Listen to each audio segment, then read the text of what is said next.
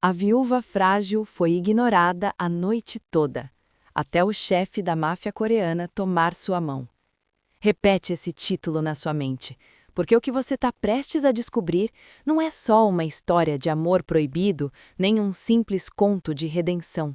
É algo muito mais sombrio, muito mais real, muito mais próximo do que você mesmo já viveu em algum momento da sua vida.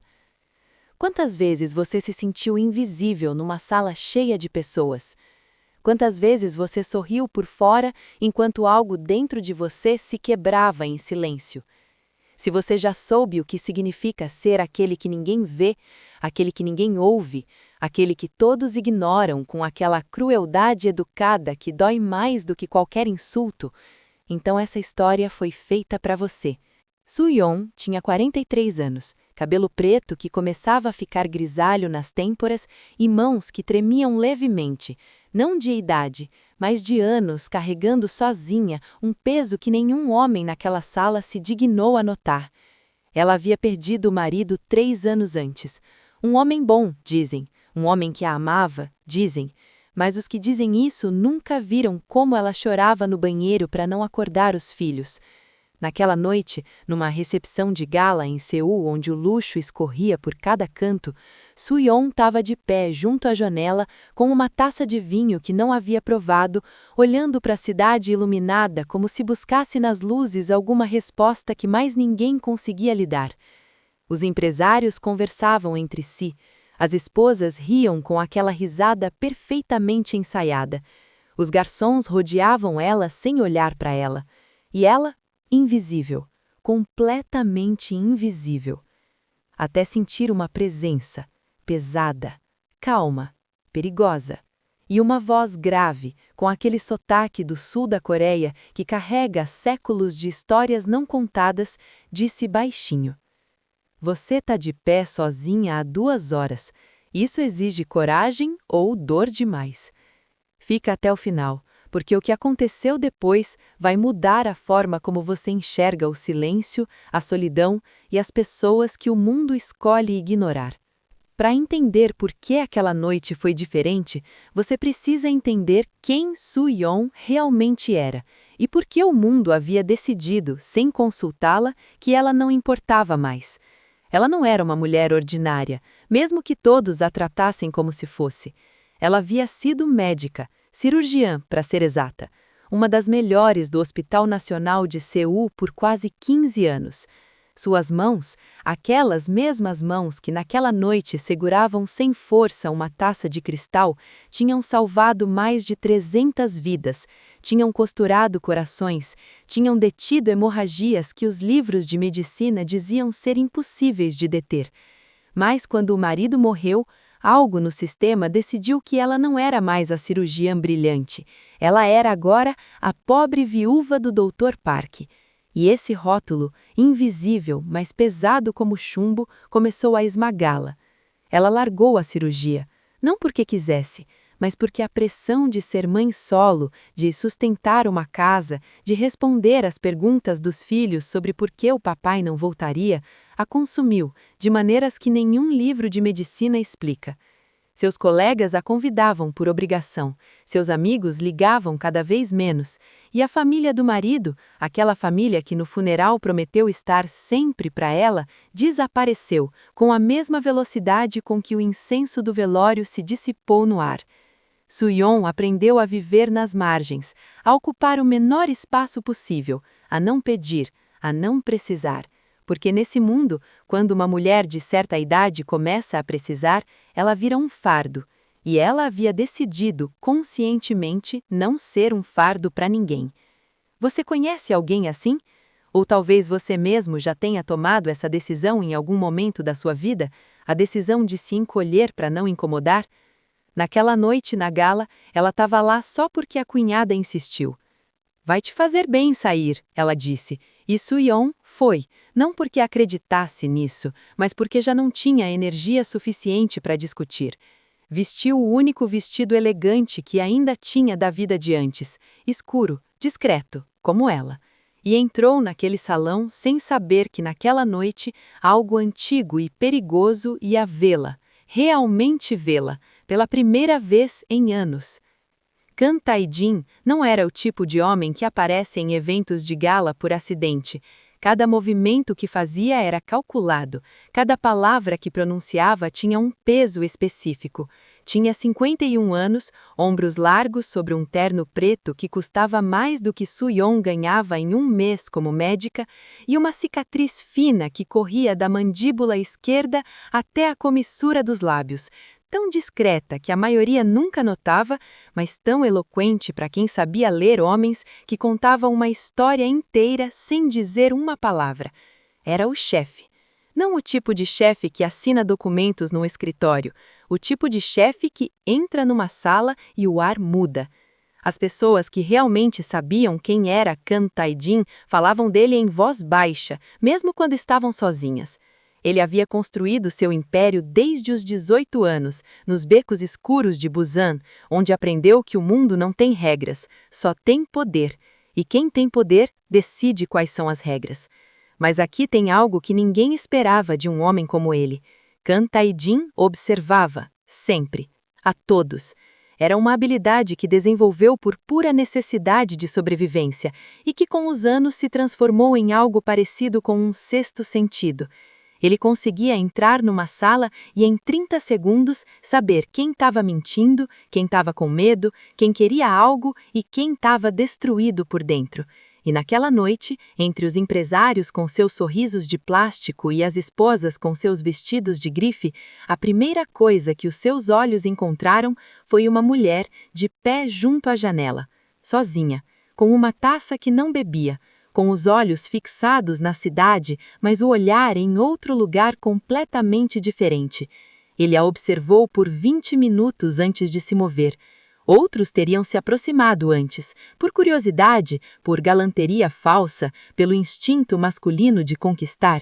Ele esperou, porque nesses 20 minutos leu algo na postura daquela mulher que o deteve na hora. Não era tristeza comum. Era a postura de quem aprendeu a carregar tanto que o próprio corpo mudou de forma, como se seus ossos se urvassem para sustentar um peso que mais ninguém conseguia ver. E esse reconhecimento, tão inesperado, tão preciso, fez nele algo que nenhum negócio, nenhuma ameaça, nenhum perigo havia conseguido fazer em anos. O deteve. Fez ele sentir algo que havia quase esquecido que ainda existia dentro de si. Quando Kang Tae-jin se aproximou dela e disse aquelas palavras, "Você está de pé sozinha há 2 horas. Isso exige coragem, ou dor demais." Soo-yeon não respondeu imediatamente. Olhou para ele. E naquele segundo algo muito interessante aconteceu. Ela não sentiu medo. E deveria ter sentido. Qualquer pessoa naquela sala que soubesse de verdade quem era Kang Tae-jin teria dado um passo atrás, sorrido com nervosismo, encontrado uma desculpa educada para se afastar. Mas Soo-yeon era médica, e médicos bons aprendem a ler a dor do outro antes de reagir ao próprio senso de perigo. O que ela viu nos olhos dele não foi a ameaça que o mundo descrevia. Viu algo que reconheceu imediatamente, porque via no próprio espelho toda manhã. Solidão. Não a solidão de estar sozinho numa sala, mas aquela solidão específica e brutal de estar rodeado de gente e mesmo assim não pertencer a lugar nenhum. Ela respondeu com 4 palavras. Os dois, imagino. E você? E essa última palavra, esse você, dito não como pergunta, mas como diagnóstico, fez com que Kang Tae-jin, pela primeira vez em muitos anos, sentisse que alguém estava vendo ele. Não o chefe, não o perigo. Ele. Aquele menino de Busan que aprendeu a sobreviver a qualquer custo e que no processo deixou pedaços de si mesmo espalhados pelos becos de uma cidade que nunca lhe pediu desculpa por nada.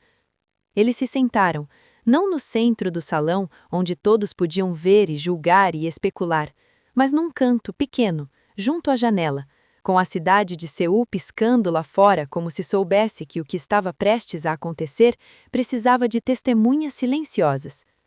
Conversaram por 3 horas. Do que falam uma viúva frágil e o chefe de uma organização criminosa num canto escuro de uma gala de luxo? De nada importante. De tudo que importa. Da sensação de chegar em casa e o silêncio ser mais pesado do que qualquer barulho. Da diferença entre estar cansado do trabalho e estar cansado de existir, de certa maneira. Dos filhos que crescem e precisam de você e te enchem, mas também te esvaziam. Das decisões que você tomou aos 20 anos que aos 50 você já não reconhece como suas. Ninguém os interrompeu. Talvez porque ninguém se atrevesse a se aproximar de Kang Tae-jin. Talvez porque ninguém notasse Soo-yeon. Ou talvez, só talvez, porque o universo às vezes tem a delicadeza de proteger os momentos que realmente importam. O que muito pouca gente sabe, o que a mídia nunca reportou e os rumores mal tocaram, é que Kang Tae-jin tinha uma história que explicava absolutamente tudo. Não justificava, explicava. E há uma diferença enorme entre essas duas palavras, uma diferença que o mundo frequentemente escolhe ignorar, porque é mais confortável ter vilões simples do que seres humanos complexos. Kang Tae-jin havia nascido em Busan, em 1974, num bairro onde a pobreza não era um estado temporário, mas uma condição herdada, como a cor dos olhos. Sua mãe lavava roupa de outras pessoas. Seu pai havia desaparecido quando ele tinha 6 anos. Sem drama, sem violência, simplesmente foi embora numa terça-feira e não voltou, como se eles fossem uma obrigação que ele decidiu cancelar sem aviso prévio. Aos 12 anos, Tae-jin já trabalhava. Aos 15, já entendia que o sistema legal era um luxo que não havia sido projetado para pessoas como ele. Aos 18, tomou uma decisão. A mesma decisão que milhares de jovens pelo mundo tomam quando o caminho certo está fechado com cadeado e o caminho sombrio está escancarado, iluminado com a promessa de que finalmente, você vai ser alguém que ninguém mais consegue ignorar. Construiu sua organização com a mesma disciplina que outros usam para construir empresas legais, com visão, com sacrifício, com uma capacidade brutal de enxergar oportunidades onde outros só veem obstáculos. E o que construiu foi enorme. Mas o preço foi igualmente enorme. Nunca teve um relacionamento real. Não porque não quisesse, mas porque nenhuma pessoa consegue amar com liberdade alguém que vive nas sombras. Tinha havido mulheres que o admiravam, que o temiam, que o usavam e que ele usava. Mas amor, aquele amor específico em que alguém te vê inteiro e mesmo assim fica, esse amor não havia chegado. E com 51 anos, havia começado a aceitar que talvez esse não fosse um destino disponível para homens como ele. Até aquela noite. Até aquela mulher junto à janela que olhou nos seus olhos e, em vez de ver o chefe mafioso, viu um ser humano cansado e lhe fez a única pergunta que ninguém havia feito em décadas. Você também? Só isso. Você também? E com essas duas palavras, algo muito antigo dentro de Kang Tae-jin se moveu, como o primeiro tremor antes do terremoto, como a primeira rachadura numa barragem que há anos resiste. 3 semanas depois daquela noite, Soo-yeon recebeu um envelope, sem remetente. Dentro, um único cartão com um endereço e um horário. E embaixo, escrito à mão com aquela letra que só pode pertencer a alguém que aprendeu a escrever tarde e com esforço, se quiser conversar mais. Só isso, sem assinatura. Não era necessária. Soo-yeon ficou segurando aquele cartão por 1 hora, sentada na mesa pequena da cozinha do seu apartamento, com o barulho da geladeira como único som ao fundo. Ela pensou em todas as razões pelas quais não deveria ir, e as listou com a precisão de quem foi treinada para pensar clinicamente. Era perigoso, era imprudente, era exatamente o tipo de decisão que uma mulher da sua idade, com 2 filhos adolescentes e uma reputação profissional a reconstruir, simplesmente não toma. E então pensou em outra coisa. Pensou nos últimos 3 anos, no silêncio de cada noite, nos jantares que comia sozinha na frente de uma tela porque não suportava o silêncio sem ruído, mas também não tinha forças para uma conversa de verdade.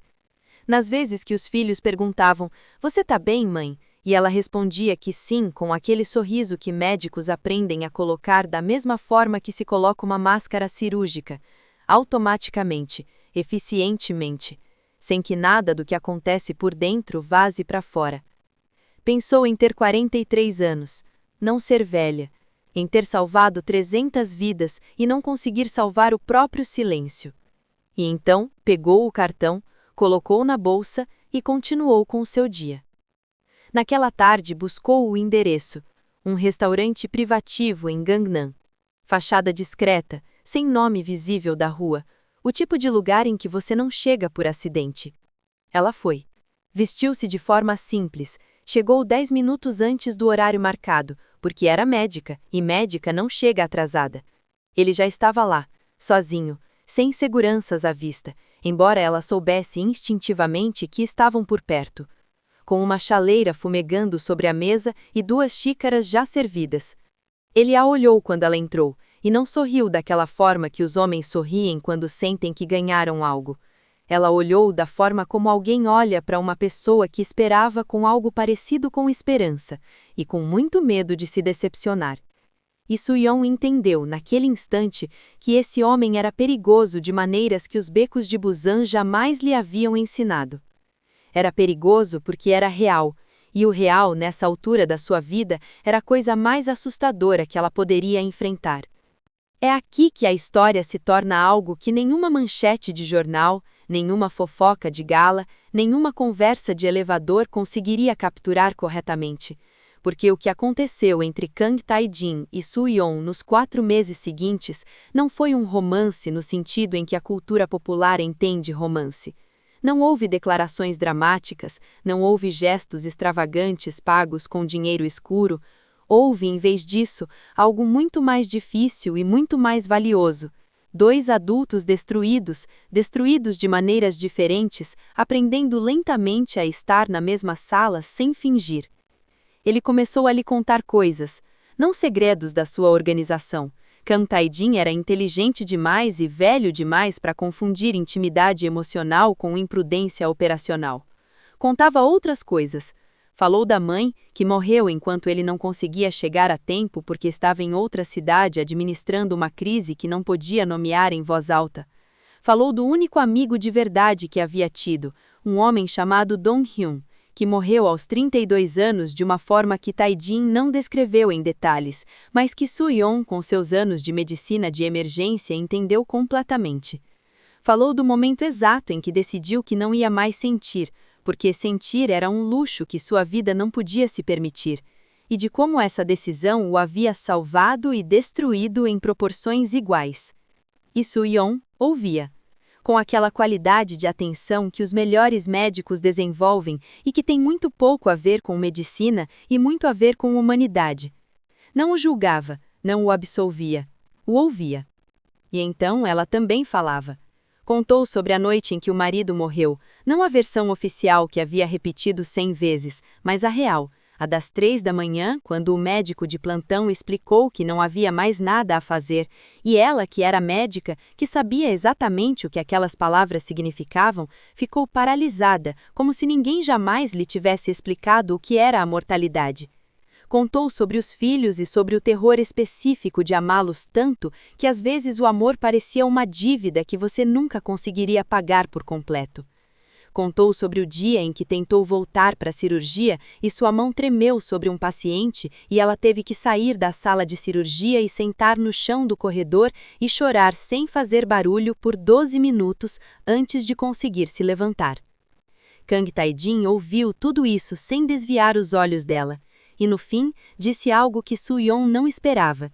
Disse, obrigado por não transformar em insuportável o que não era. Quando foi a última vez que alguém te agradeceu por ser honesto com a sua dor? O mundo ficou sabendo de forma inevitável. Essas coisas sempre vazam. Um fotógrafo de tabloide os capturou saindo juntos daquele restaurante discreto em Gangnam. A imagem não era comprometedora, 2 pessoas caminhando com meio metro de distância entre elas, mas a proximidade dos corpos carregava aquela linguagem inconfundível de quem compartilha algo que não precisa de tradução.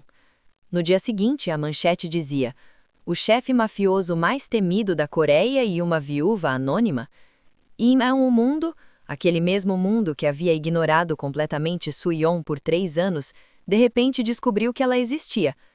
A cunhada ligou, os ex-colegas ligaram, pessoas que não haviam marcado o número dela em meses de repente tinham muito a dizer. A família do marido, que havia evaporado junto com o incenso do velório, reapareceu com preocupações urgentes sobre a imagem da família e as crianças e o que as pessoas vão dizer. E Soo-yeon ouviu a todos, com aquela calma clínica que havia construído em anos de pronto-socorro. E então fez algo que ninguém esperava da mulher frágil que todos haviam ignorado a noite toda. Ela falou, publicamente. Deu uma entrevista a um jornalista que lhe pareceu honesto, não ao tabloide, mas a uma revista cultural que praticava o tipo de jornalismo que trata mulheres como adultas, e disse, com aquela precisão cirúrgica que ainda vivia nela mesmo que não operasse mais: tenho 43 anos, sou médica, sou mãe, sou viúva, e sou uma pessoa completa que merece decidir com quem fala e por quê. Ninguém que me ignorou por 3 anos tem autoridade moral para opinar sobre as minhas escolhas agora.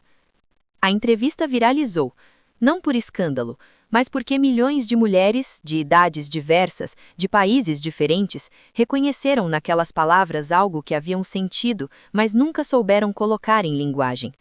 A viúva frágil que ninguém via, de repente era visível para o mundo inteiro. Ironicamente, não porque um homem poderoso a havia escolhido, mas porque ela, finalmente, havia se escolhido.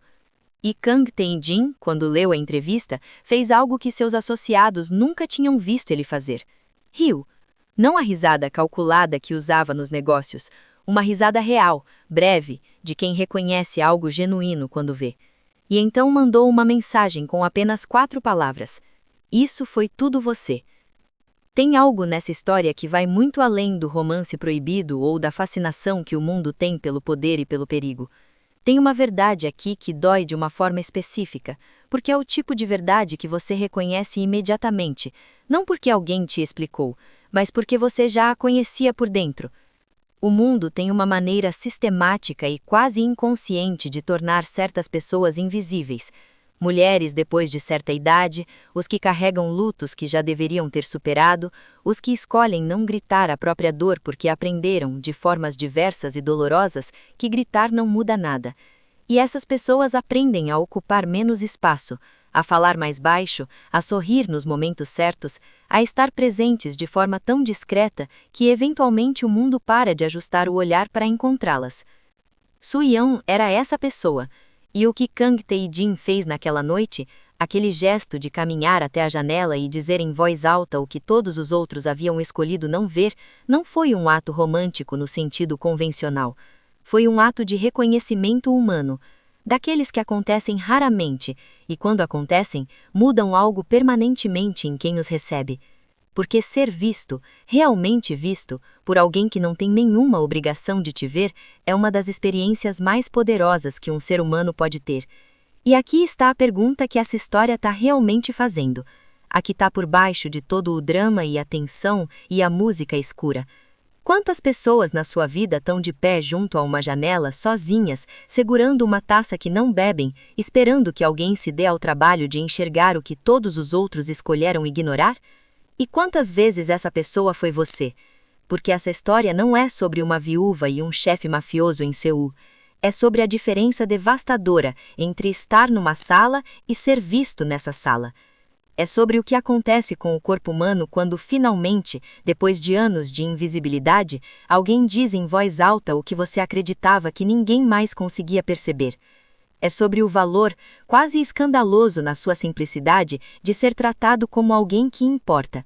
Um valor que deveria ser básico, que não deveria precisar de explicação, e que esse mundo distribui com uma mesquinhez que não termina de se justificar. A última vez que Kang Tae-jin e Soo-yeon apareceram em público foi 6 meses depois daquela noite na gala.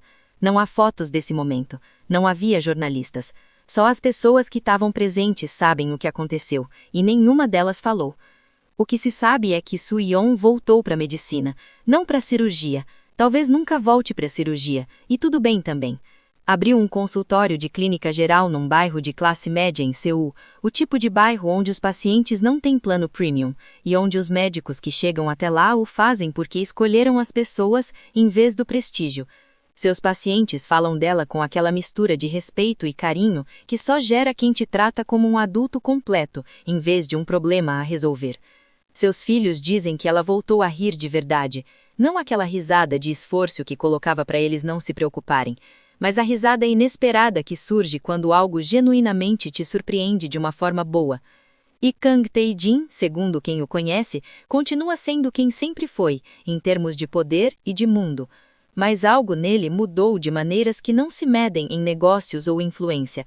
Algo que tem a ver com se permitir pela primeira vez em décadas a possibilidade de que nem tudo o que é valioso nesse mundo precisa ser conquistado através do poder. Que algumas coisas chegam de outro jeito, mais silencioso, mais inesperado, mais real. Essa história não tem um final de filme, não há resolução perfeita nem garantia de felicidade. Tem, em vez disso, algo mais honesto. Duas pessoas que se encontraram no momento exato em que cada uma delas precisava ser vista, e que tiveram a coragem de não se afastar disso por medo do que o mundo diria. E isso, nesse mundo e nesse tempo, já é uma forma de coragem que merece ser nomeada em voz alta. Se essa história moveu algo dentro de você, se em algum momento desse relato você reconheceu uma emoção que achava que era só sua, então você já sabe que não está sozinho nisso. Tem milhões de pessoas que em algum momento foram a figura junto à janela, ignorada, invisível, esperando.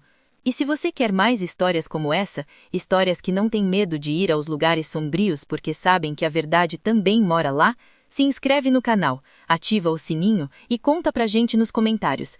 Alguém já te viu de verdade quando o mundo inteiro havia escolhido não te enxergar? A gente quer ler a sua história, porque aqui ninguém fica sozinho junto à janela.